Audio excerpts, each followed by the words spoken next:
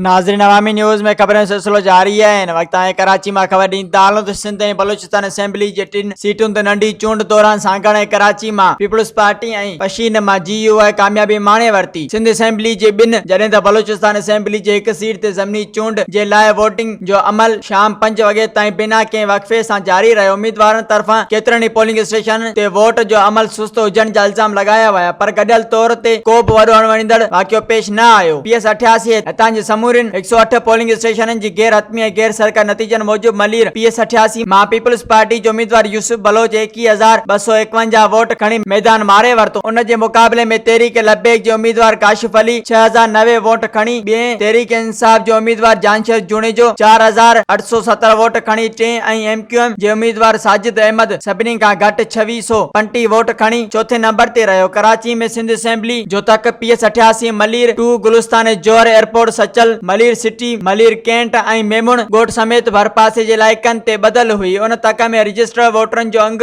1,45,627 आहे। ही seat peoples party जे गुलाम मुर्तज़ा बलोच जे फौत थी वञण खां पोइ खाली थी हुई। PS43 सांगहड़ सिंध असेंबली जे तक PS43 में बि पीपल्स पार्टी वरी अक्सरियत सां कामयाब थी वई। तक जे समूरनि 132 पोलिंग स्टेशननि जे नतीजनि मूजिब PP उम्मीदवार ॾियाम शबीर अली 48,025 वोट हासिल कया, जॾहिं त हुन जे मुक़ाबले में तहरीक इंसाफ जो उम्मीदवार मुश्ताक जुणी जो 6,925 वोट हासिल करे सघियो। उन तक में वोटरनि जो टोटल अंक 1,57,210 आहे। इहा सीट पीपल्स पार्टी जे ॾियां मदद अली जे लाॾाणे खां पोइ खाली थी हुई। होॾां पीपल्स पार्टी जे चेयरमैन बिलाल भुट्टो ज़रदारी नंढी चूंड में PP उम्मीदवारनि जी कामयाबी खे अवाम जी कामयाबी करार ॾिनो आहे। इन चूंड खटींदड़नि खे बि मुबारकबाद पेश कई आहे। मजीद खबरों और तफसीलात के लिए विजिट करें हमारी वेबसाइट www.awamiNewsHD.com।